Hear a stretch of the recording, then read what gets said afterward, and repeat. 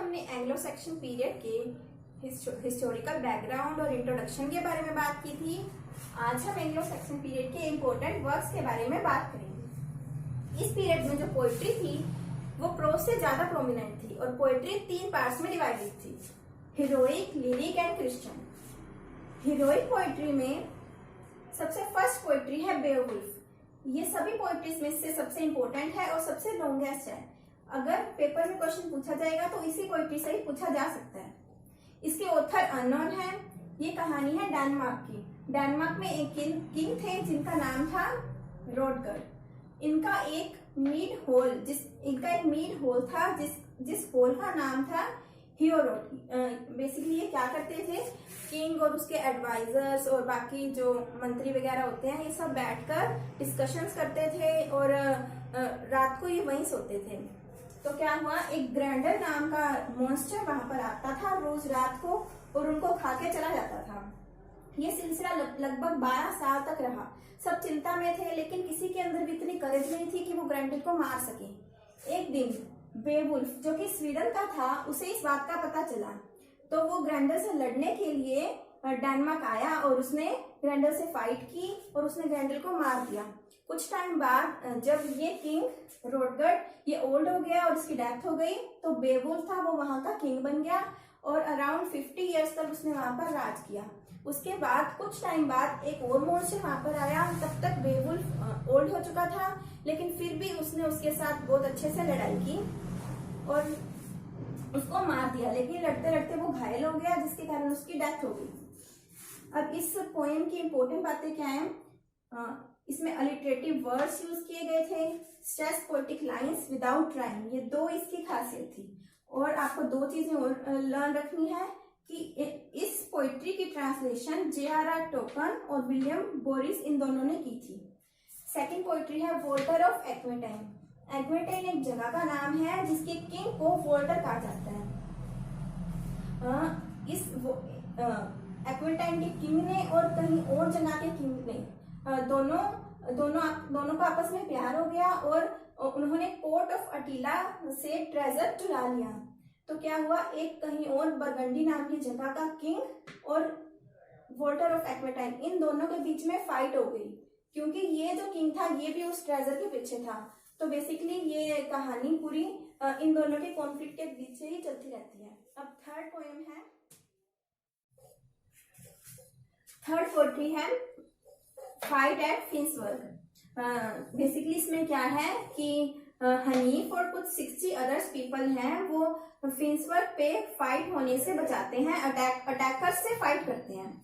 Fourth है विटसित। इसमें ज्यादा कुछ नहीं है, इसमें इतना है कि जो यूरोप के जो किंग्स थे उनकी महानता उनकी वीरता के बारे में बात की गई है। इसका सर्वाइवर सिर्फ एक्सटरनल बुक तक रहा। एक्सटरनल बुक कौन सी थी, जो सिर्फ एंग्लो सेक्शन पीरियड तक ही रही, उसमें सिर्फ एंग्लो सेक्शन के किंग्स के बारे में ही बताया गया।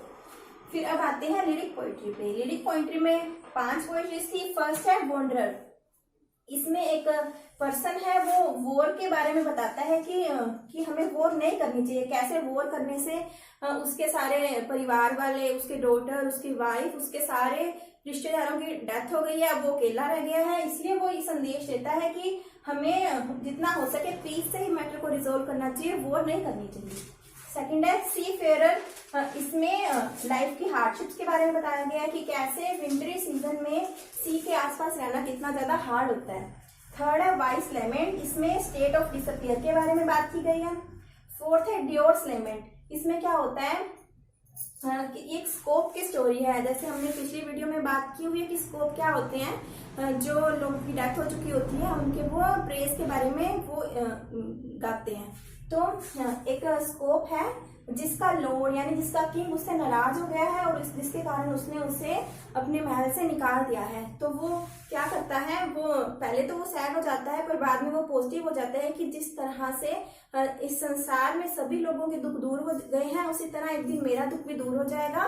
दिस टू शैल पास।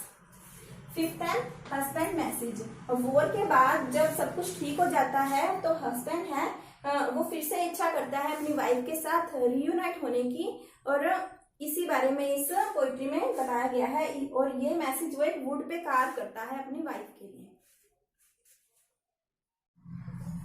इसके बाद बारी आती है क्रिश्चियन पोइट्री की। क्रिश्चियन पोइट्री में सबसे ज्यादा प्रोमिनेंट 3 पोइट्स थे। उसमें फर्स्ट है कैडविन। कैडविन ऐसा फर्स्ट पोइट था जिन्होंने इंग्लिश में पोइट्री लिखनी शुरू की थी। ये हमेशा ऑनर ऑफ गॉड के बारे में पोएम लिखते थे। क्यों? एक्चुअली क्या था कि कैडविन थे, उनको ना गाना आता था ना लिखना आता था, कुछ भी नहीं आता था। वो क्या करते थे, उनके फ्रेंड्स और आपस में सर्कल बना के गेम्स खेलते थे। उनके पास एक हार्प होती थी और वो आपस में पास करके जिसके पास आता था उसको गाना गाना होता था। तो सब लोग चाहते थे कि इसके पास ना आए हार्प, क्योंकि इसको बजाना तो आता नहीं है, ना ही गाना आता है। तो वो बहुत ज्यादा सैड हो जाते थे। एक दिन वो रात को सोए तो उन्हें सपना आया, सपने में भगवान आए और जैसे ही वो सुबह उठे तो एक मिरेकल हुआ कि उनको गाना तो आ ही गया, साथ साथ में उनको लिखना भी आ गया। तो जिस कारण उनकी सारी पोइट्री ऑनर ऑफ गॉड के बारे में है।